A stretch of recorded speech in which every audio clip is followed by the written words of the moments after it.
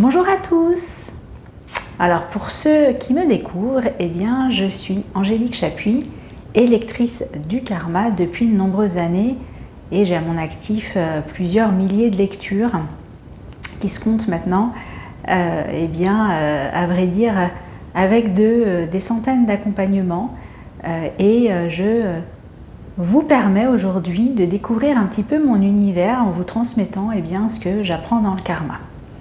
Alors, lectrice du karma, qu'est-ce que c'est? Tout d'abord, c'est une pratique que j'ai découverte par moi-même et que j'agrémente par moi-même. Ce sont mes propres capacités issues de mon karma, tout simplement, et de ce que les gens appellent ma mission de vie. Voilà, donc je vais venir un petit peu plus loin que ça, ou ce que les gens pourraient exprimer comme une vocation, une mission de vie.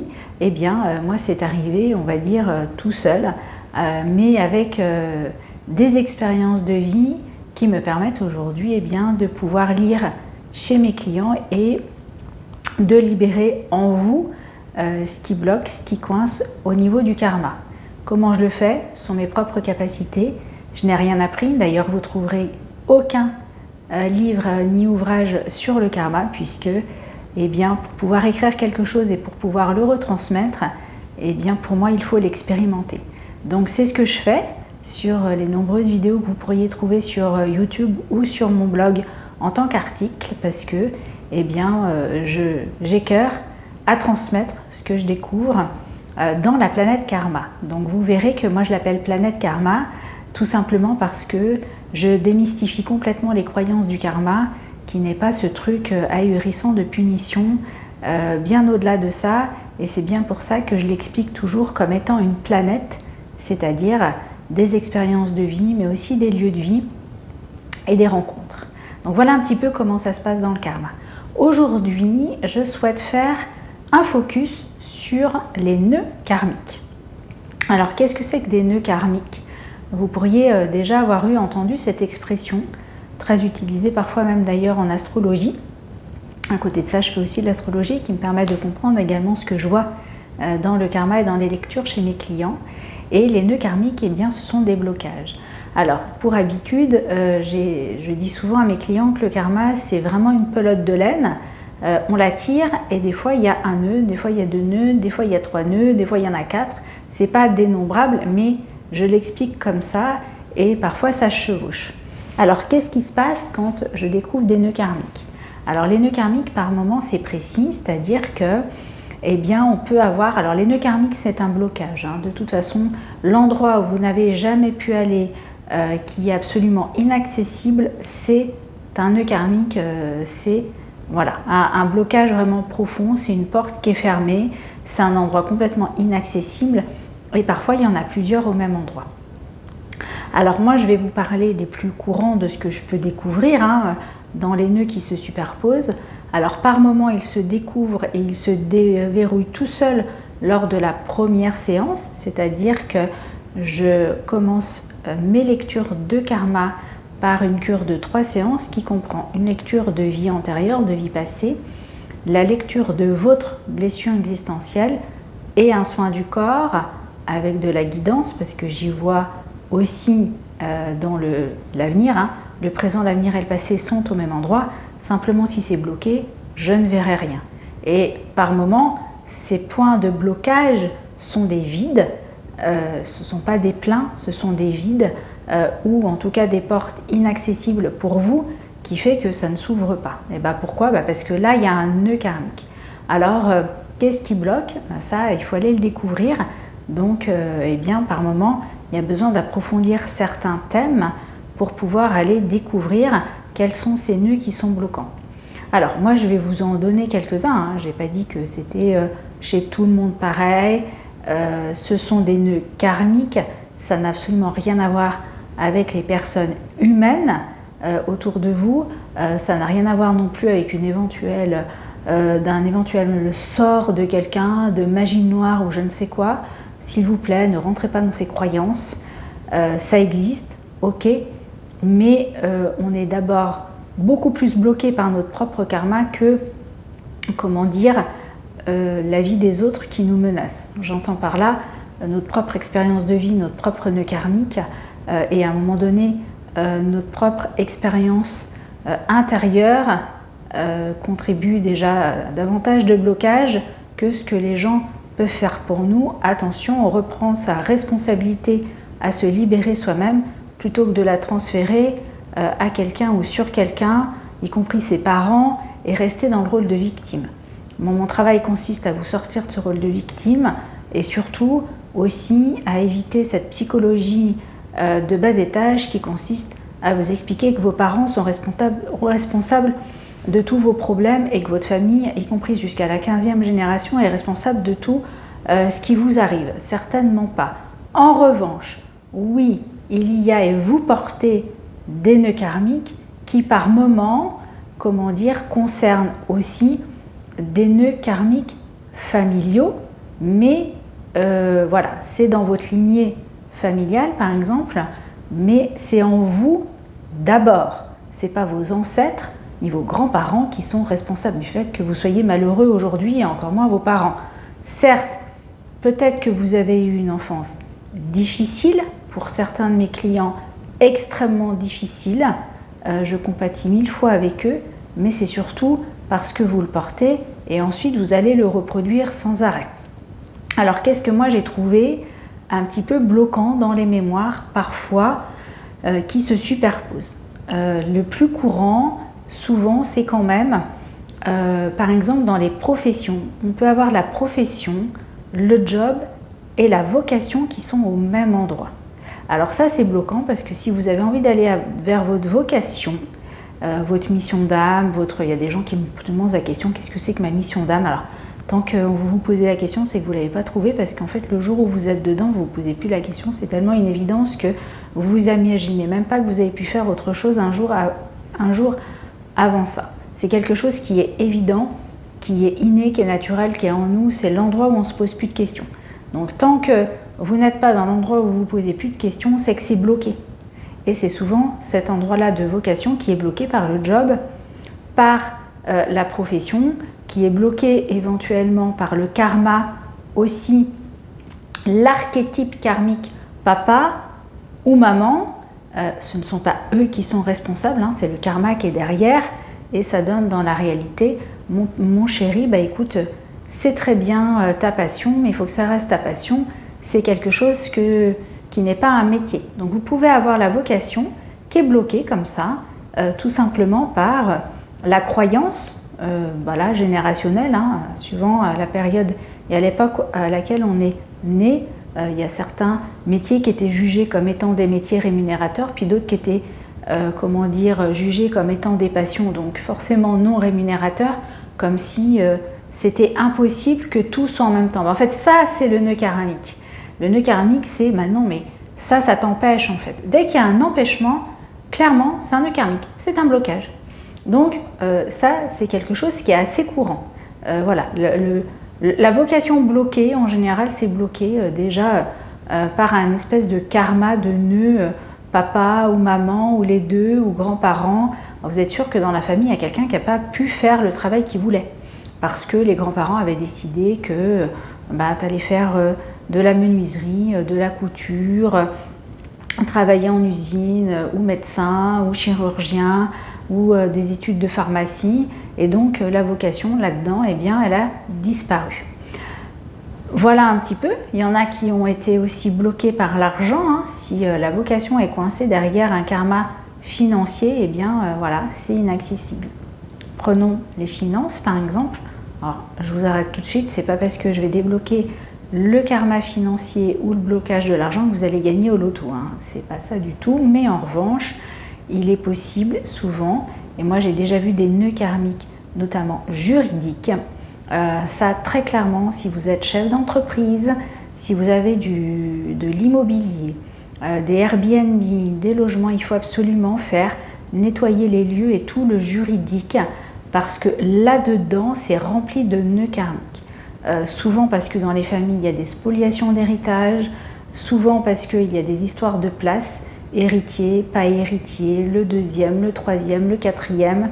Il y a des enfants qui sont décédés, il y a des héritages qui ont sauté de génération, il y a des donations qui n'ont pas été faites correctement, des répartitions qui n'ont pas été faites correctement. Là-dedans, c'est rempli de nœuds karmiques.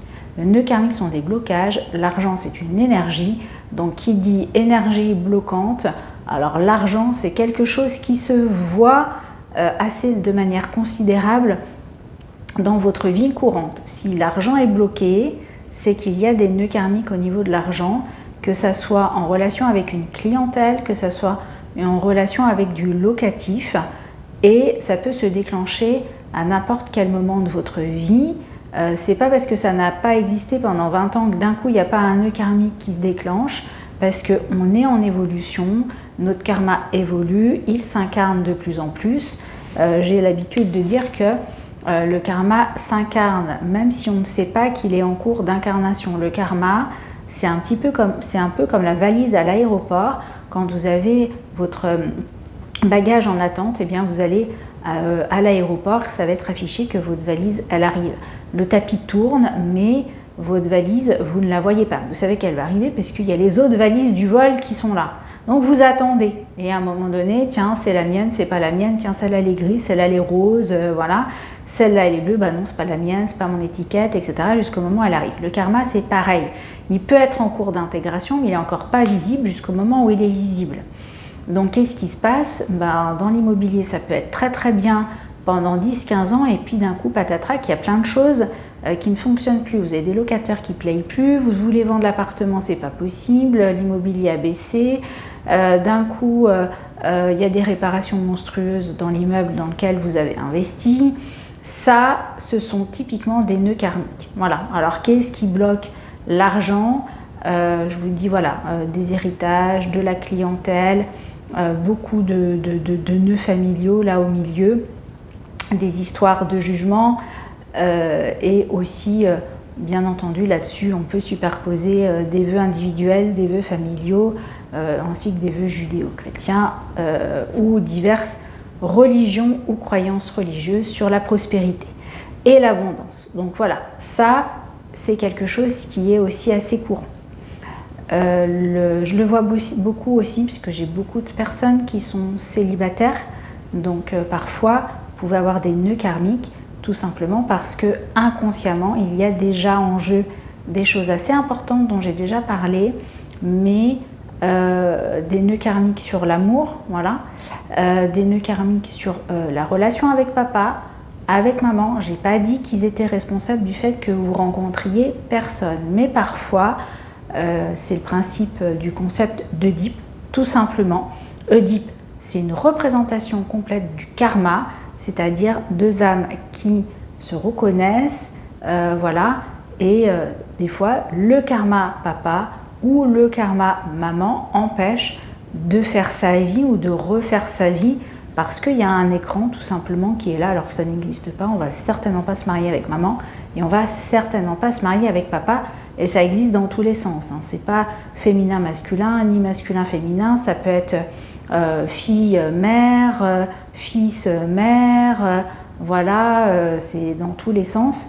Donc voilà, les enfants ou les parents qui bloquent la vie sentimentale, c'est quelque chose de très courant.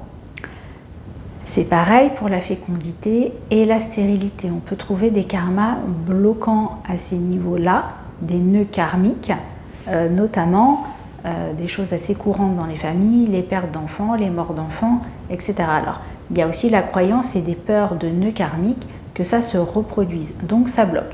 C'est-à-dire que c'est ce qu'on appelle les stérilités inexpliquées, les fécondités inexpliquées. Moi, des fois, je vois des nœuds karmiques, je défais le nœud et j'ai la chance de recevoir un joli message quelques mois après qui me dit que ma cliente est enceinte. Et ça, c'est le plus grand bonheur que je peux avoir après mes consultations, parce que j'avoue que aider à la fécondité des femmes, c'est quelque chose qui est vraiment, vraiment sympa et c'est assez facile à gérer dans le karma en fait, parce que là-dedans, il y a beaucoup de nœuds karmiques, de mère, de maternité, d'enfants. Donc ça, c'est vrai que c'est souvent, c'est des histoires de tous les jours, c'est des histoires de vie entière hein, d'être mère, c'est des histoires de vie entière que d'avoir des enfants, d'élever des enfants, c'est des histoires de vie entière d'avoir peur, y compris chez les pères, hein, des fois. C'est papa qui a peur et puis ça marche pas pour madame.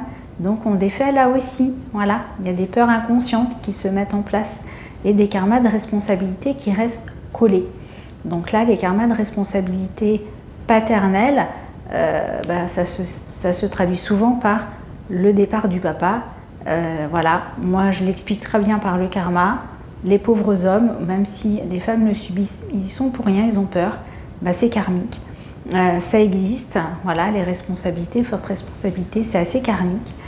Voilà un petit peu ce que je peux en dire. Donc voilà, tous ces nœuds karmiques sont les points de blocage, les points de vide, des endroits où vous ne pouvez pas aller. Si vous ne pouvez pas déménager, c'est karmique.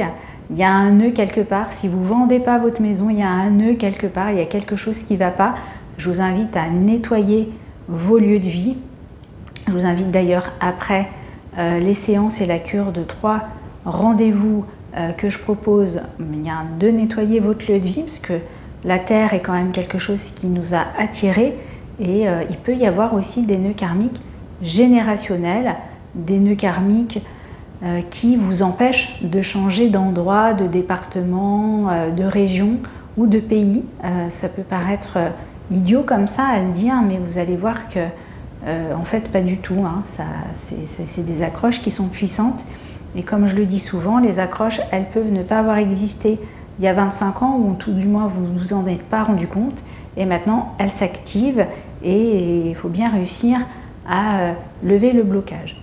Alors comment on reconnaît un nœud karmique d'une autre façon?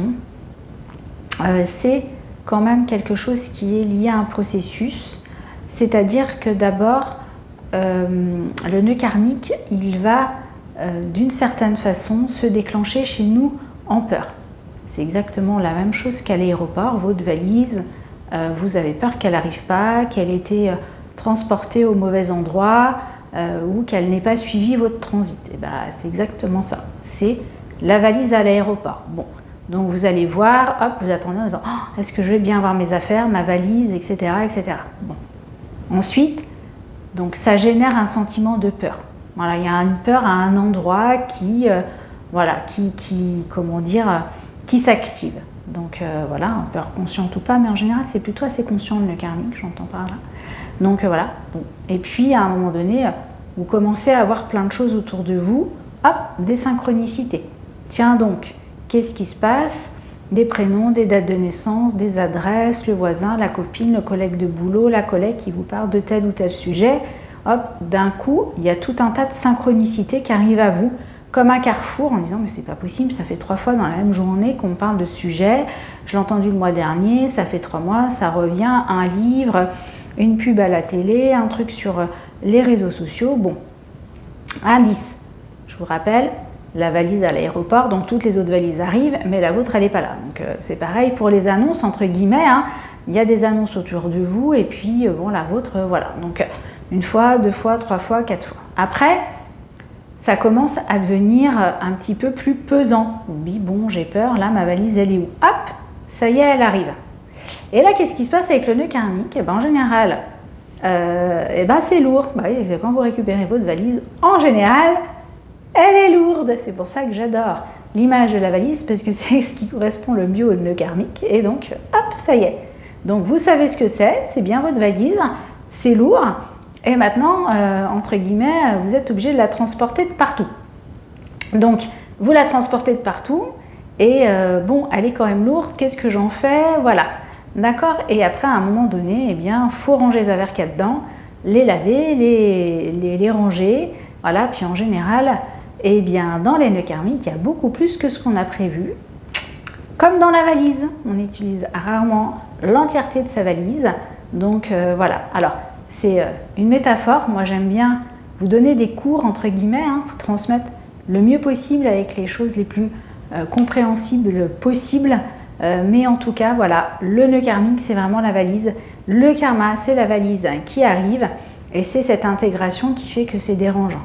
Et après, une fois qu'on se libère de sa valise, on ressent une légèreté assez considérable, parce que du coup on a libéré ce nœud et voilà, il y a un envol qui est possible et il y a quelque chose de nouveau qui arrive. Mais ce passage-là n'est pas facile et puis si on ne se fait pas lire, c'est très difficile d'essayer de voir en nous vraiment ce qui bloque.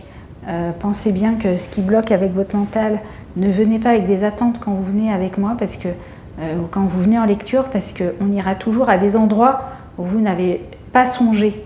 Parce que je suis entre... Alors, c'est pas en avance par rapport à l'avenir, mais c'est en avance par rapport à ce qui est en travail en vous.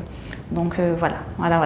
Alors, je vous invite quand même, après ces sujets intéressants sur les nœuds karmiques, eh bien, à prendre rendez-vous avec moi sur mon site internet www.caseor.com. Je consulte principalement à distance et je vous invite à faire vos 3 premiers rendez-vous, et ceux qui me connaissent déjà, à envisager bien déjà aussi également des nettoyages de lieux de vie, même si vous êtes en location, parce qu'on est attaché bien à son lieu de vie, mais on peut être aussi attaché au lieu de vie de papy, mamie, des grands-parents, des générations précédentes, de ses parents, de son lieu de vie d'enfance.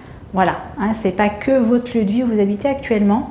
Si vous êtes très attaché à la maison de la grand-mère, que tout le monde a gardé dans la famille, alors typiquement, là, il y a un nœud karmique. Voilà, il y a un nœud karmique, la représentation de la maison de la grand-mère, qu'en soi, personne ne voulait et qui maintenant devient en indivision. C'est typiquement le nœud karmique familial. Voilà, par exemple. Alors, c'est pas que c'est dérangeant, c'est que ça vous empêche, vous, de vivre aussi. Donc, ça va pas faire vendre la maison de la grand-mère. Ça va vous libérer du nœud karmique attaché à la maison ou attaché à des loyautés familiales. C'était là où je voulais en venir. Voilà. Je vous embrasse et je vous souhaite une très très belle continuation. Et je vous dis à tout bientôt en rendez-vous.